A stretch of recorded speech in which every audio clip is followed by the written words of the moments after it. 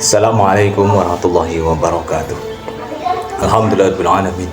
Allahumma salli ala sayyidina maulana Muhammadin wa ala alihi wa sahbihi ajma'in. Amma ba'du. Pemirsa yang berbahagia, di sini saya akan menerangkan tentang permasalahan yang pernah ditanyakan oleh teman saya Pak Garnusa yang berkaitan dengan membakar dupa. Terkait ini bulan Sya'ban yang mendekati bulan Ramadan, banyak tradisi yang berkaitan dengan ziarah kubur, dan teman saya itu bertanya, dia mempunyai kebiasaan di saat ziarah kubur itu membakar dupa. Itu bagaimana hukumnya? Di saat berziarah kubur membakar dupa, itu hukumnya bagaimana? Lalu saya menerangkan tentang kaitan membakar dupa ini, karena ini menjadi problema yang luar biasa di masyarakat. Karena kadang yang berkait dengan dupa, dengan menyan, itu cenderung dengan bahasa-bahasa musyrik, bahasa-bahasa syirik, dan itu tidak dibolehkan. Akan tetapi di saat membakar dupa itu hanya sebatas untuk wangi-wangian saja, maka ya hukumnya boleh-boleh saja, tidak ada hukum haram, karena memang niatnya hanya sebatas wewangian. Lalu berkaitan dengan membakar dupa ini memang ada tradisi ataupun ada kebiasaan yang berkaitan dengan dunia jin. Membakar dupa lalu kemudian memanggil jin. Lalu itu bagaimana kalau prosesnya yang kayak begitu? Kalau prosesnya memanggil dupa itu memanggil jin, ya nggak masalah, boleh-boleh saja, cuma memanggil saja. Dosanya apa memanggil jin? Salahnya di mana memanggil jin? Sama-sama makhluknya Allah, sama-sama hambanya Allah. Kemudian kita memanggil hamba Allah itu, maka ya nggak ada kesalahan, boleh-boleh saja. Yang tidak dibolehkan itu kejahatan. Bukan hanya dengan jin, dengan makhluk apapun, termasuk dengan sesama manusia. Di saat memanggil boleh, di saat memerintahkan setelah dipanggil itu untuk kejahatan, nah itu baru nggak boleh. Sama di saat kita melakukan sesuatu, sesaji, contoh kita bikin sesaji, lalu sesaji ini kita akadkan untuk diberikan kepada khodam ataupun diberikan kepada leluhur, diberikan kepada sesuatu lah, intinya diberikan kepada sesama makhluknya Allah. Apalagi orang Jawa itu punya tradisi, kalau bikin sesaji ya kadang untuk ayahnya, kadang untuk ibunya, kadang untuk kakeknya. Itu bagaimana itu proses yang seperti itu? Ya nggak masalah, boleh-boleh saja. Karena di situ memberi sesuatu kepada makhluk lain, apalagi itu kita yakinkan yang kita beri itu mbah kita, itu tidak ada dosa kalau hanya sebatas memberi saja. Tidak ada kesalahan di situ. Karena itu nilainya kebaikan, kita berbuat baik dengan makhluk lain. Itu pun diperintahkan oleh Allah. Innallaha yuhibbul muhsinin. Allah itu cinta, senang, suka dengan orang-orang yang senantiasa berbuat kebaikan.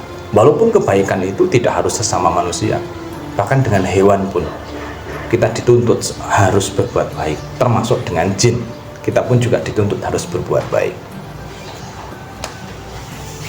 Berarti kaitan sesaji itu kan sama halnya kita memberi makan.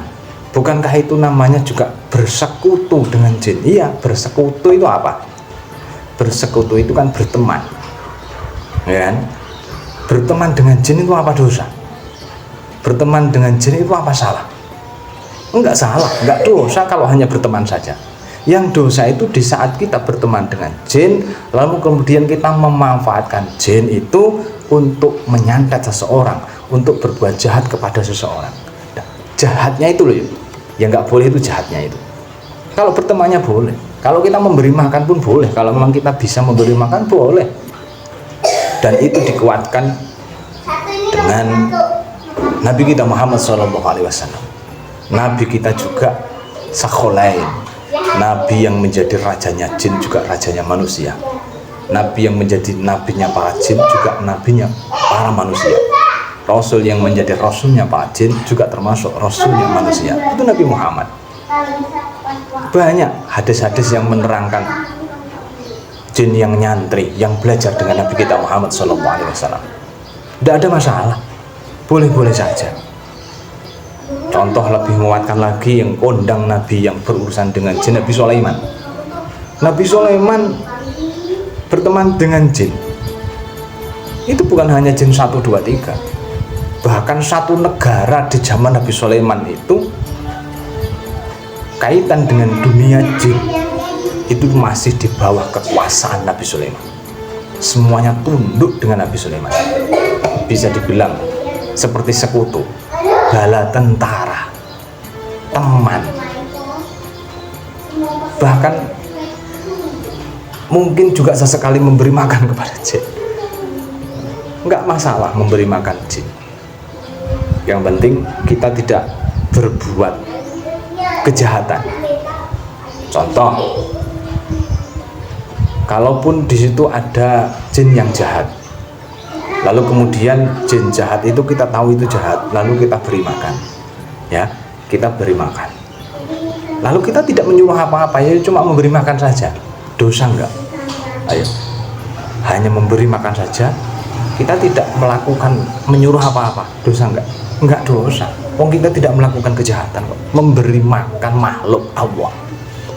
Sama di saat kita mempunyai teman preman, misalnya ada preman, lalu kita berkata dengan mereka, hei preman-preman sini, ayo kita makan ke restoran, lalu nanti saya yang akan menjamunya, nanti saya yang akan membayar, lalu semuanya diajak, lalu makan, lalu ditraktir, dibayar semuanya. Kita dosa nggak memberi makan preman-preman, memberi makan orang-orang yang jahat? Nggak dosa, kita udah berbuat baik dengan mereka. Yang dosa itu di saat setelah memberi makan, nah keduanya ini lalu memerintahkan, hei preman-preman, setelah kamu makan, kamu saya suruh untuk menghancurkan toko itu, untuk membunuh orang itu. Nah ini perintah jahatnya ini haram, perintah jahatnya ini yang tidak dibolehkan. Sama seperti jin juga kayak gitu. Di saat setelah sesaji siap, lalu jin itu diundang hadir, terus tidak ada perintah apa-apa, ini hanya sebatas penghormatan aku sebagai teman kepada kamu, cuma itu aja, nggak ada permintaan apa-apa, ya boleh-boleh saja. Bahkan itu baik, bahkan itu akan menjadi kebaikan untuk kita, karena jin itu mungkin akan membela kita dengan tanpa kita minta. Itu kayak begitu. Cuman yang nggak boleh itu ya tetap itu tadi, nilai jahatnya. Begitu sesaji cukup, lalu mendatangkan jin-jin datang setelah makan, nah pihak keduanya ini memerintahkan, setelah kamu makan, kamu saya perintahkan masukin orang itu, hajar orang itu, bunuh orang itu. Ini jahatnya ini yang tidak boleh, inilah yang diharamkan, inilah yang dimusyrikkan, karena meminta pertolongan kepada selain Allah. Itu kayak begitu. Itulah pemahaman para ulama, agar kita tidak jatuh kepada kemusyrikan, jatuh kepada kesyirikan. Ayo, jangan sampai kita terputus dengan Allah. Sama di saat kita meminta pertolongan kepada orang lain, Mas, Pak, tolong saya dibantu. Ini di saat hati kita ini meyakinkan ini terjadi karena pertolongan teman saya, karena pertolongan saudara saya, lalu putus dengan Allah, meyakinkan bahwa pertolongan itu tidak datang dari Allah, memang datangnya dari teman kita, walaupun ini sesama manusia, maka hukum iyyaka na'budu wa iyyaka nasta'innya ini gugur, dia jatuh kepada kesyirikan.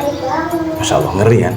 Ini lembutnya urusan bab musyrik, bab syirik, maka kita harus berhati-hati gitu. Makanya Nabi kita Muhammad SAW mengajarkan di saat mengerjakan amaliyah, ayo diawali dengan membaca Bismillahirrahmanirrahim, awal tersambung kepada Allah, lalu kita niatkan, ini saya niatkan untuk ibadah, untuk kebaikan karena Allah, tetap tersambung kepada Allah gitu. Di saat pekerjaan itu selesai, maka ucapkan alhamdulillahirobbilalamin, tetap tersambung kepada Allah. Kalaupun selesai ini atas izin Allah, ini atas pertolongan Allah, dengan wasilah ataupun lantaran saudara, teman, dan apapun itu, yang menjadi penyebab kita mendapat pertolongan.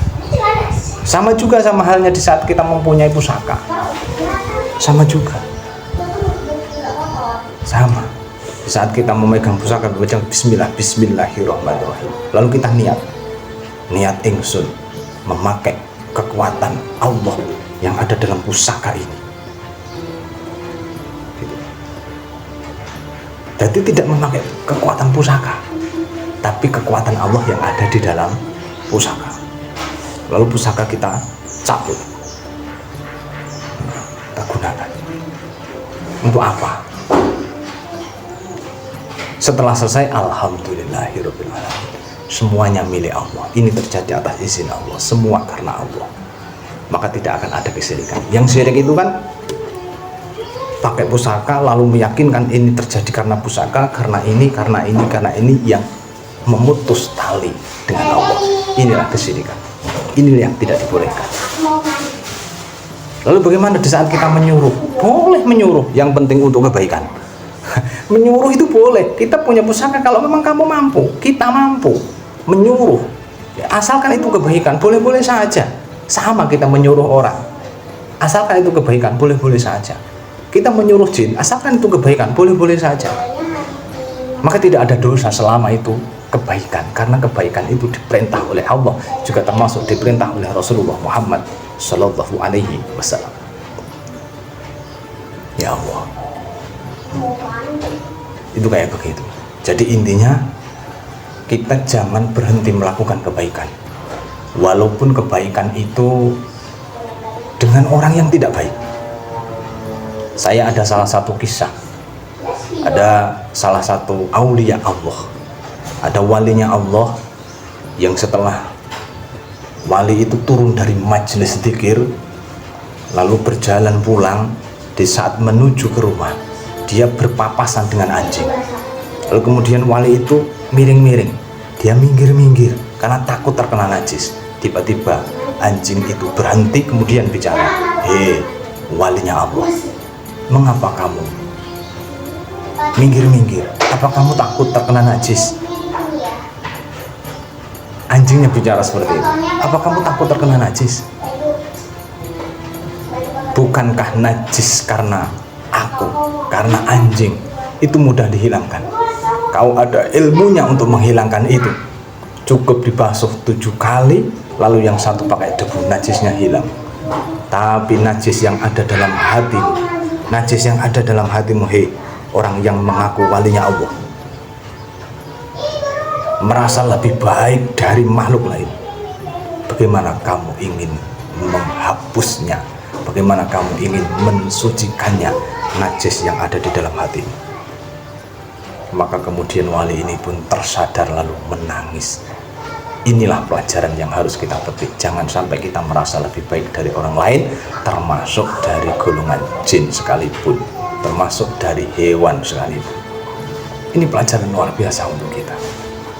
Terlebih-lebih di saat orang-orang yang mempunyai hobi, senang dengan keilmuan, jangan sampai kita keyakinannya berhenti kepada ilmu. Ajian Brajamusti ini sakti, kemudian kita lupa kepada Allah bahwa saktinya ajian Brajamusti ini atas izin Allah dan kuasa Allah. Jangan sampai kita hilang sangat nyambung ke Allah, agar kita tidak jatuh kepada kesyirikan, jatuh kepada kemusyrikan. Khususnya untuk orang-orang yang suka ilmu-ilmu karomah, ilmu-ilmu kadikjayaan. Jangan sampai hilang ketauhidan kita, agar kita tidak jatuh kepada kemusyrikan maupun kesyirikan, termasuk yang berkaitan dengan dupa. Selama dupa dibakar hanya sebatas untuk mewangikan ruangan, mewangikan tempat, diniatkan karena wangi ini adalah sunnah dari Rasulullah Muhammad SAW, maka ini tidak akan menjadi kesalahan. Kalaupun memang pewangian ini untuk memanggil makhluk, nggak ada masalah. Yang penting memanggil tidak karena untuk kejahatan, memanggil tidak karena untuk meminta sesuatu yang melupakan Allah. Poinnya itu, meminta sesuatu yang melupakan Allah. Insya Allah kalau kita bisa seperti itu, maka kita akan terselamatkan dari yang namanya musyrik Apabila kita selamat dari yang namanya musyrik, maka seandainya kita punya dosa, dosa itu akan bisa diampuni oleh Allah Subhanahu wa Ta'ala. Semoga kita semua terhindar dari kesyirikan, terhindar dari kemusyrikan, senantiasa mendapatkan pertolongan Allah dengan niat mengikuti jejak Rasulullah Muhammad SAW, lalu mengikuti cara-cara amaliyah-amaliyah yang diajarkan para ulama, karena ulama adalah ahli warisnya para nabi, al-ulama'u warasatul anbiya. Itu saja yang bisa saya sampaikan. Semoga kita semua bisa memahami dan memetik hikmah dari keterangan yang saya sampaikan. Untuk kurang lebihnya mohon maaf. Assalamualaikum warahmatullahi wabarakatuh.